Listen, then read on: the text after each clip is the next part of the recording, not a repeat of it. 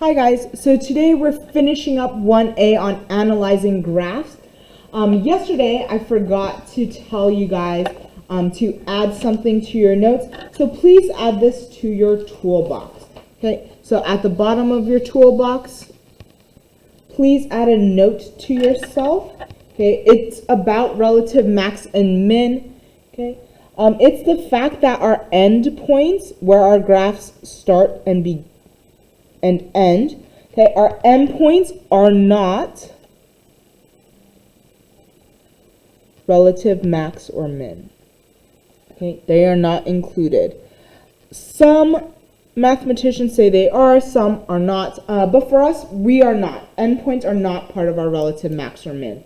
I know on some of our examples we might, but yeah, overall, endpoints are not relative max or min. Do not include them when you're stating them. Okay.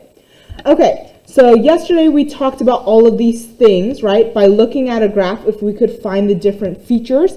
Today we are going the opposite way. So if you guys turn to your notes, okay, you're going to turn to the part where it says sketching graphs based on key features. Okay, and so these are our steps.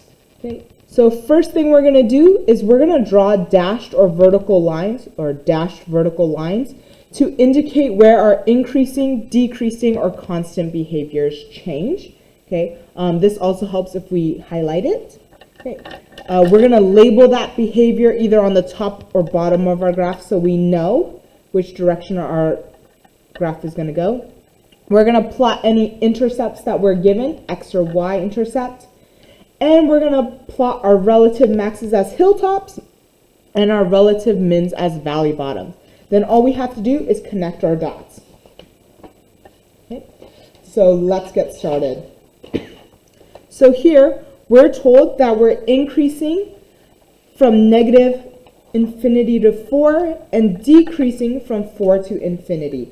Okay, so what I'm going to do is that gap from negative infinity to 4, I'm going to put, so here's where our x value is 4. Hope we can see it.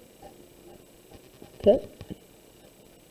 So remember, when we're talking about increasing and decreasing, this is our starting x value, this is our ending x value. Okay, so that's why I'm drawing my negative line here at 4. It's where my increasing is going to end.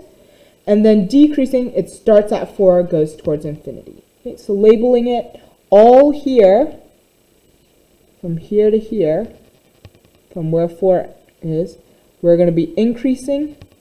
So I'm just going to write INC.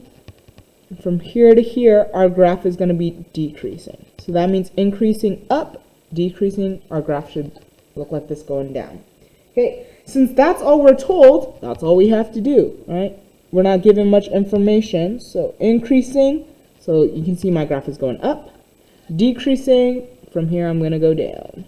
Okay, and then because it's negative infinity, that's why I have my arrow. Because it's positive infinity, I have my arrow here. Okay, and that's it, because that's all the information we're given.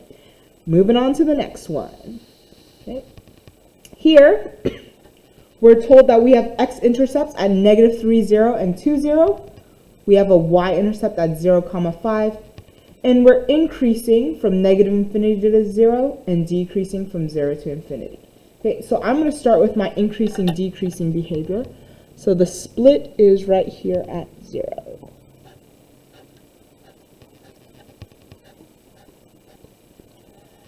Okay. So I'm told from negative infinity to 0, so that's from here to here, I'm going to be increasing. So that means my graph should be going up. From 0 to infinity, that's from here to here, my graph should be decreasing, it should be going down. Okay. That's based on this information. Okay. Then I'm told that I have an x-intercept at negative 3, 0, and 2, 0. So I'm going to graph that. Negative 3, 0, that's right here, and 2, 0. Okay. You can see why it's so important that we did our graphing activity. Okay. And I'm just going to highlight it, so that way when we look at our notes again, we know where we got these points from. Okay. And then we're told that we have a y-intercept at 0, 5. 0, 5 is right here. That's our y-intercept. Okay. We would even call this a relative max. It's our top of the hill, right? So I'm going to increase, connect my dots, decrease, okay, and then because of that negative infinity, there's an arrow on the left side. Because of this positive infinity, there's an arrow on the right side. Okay, and that's B. Okay. Now let's flip it over to C, D, and E.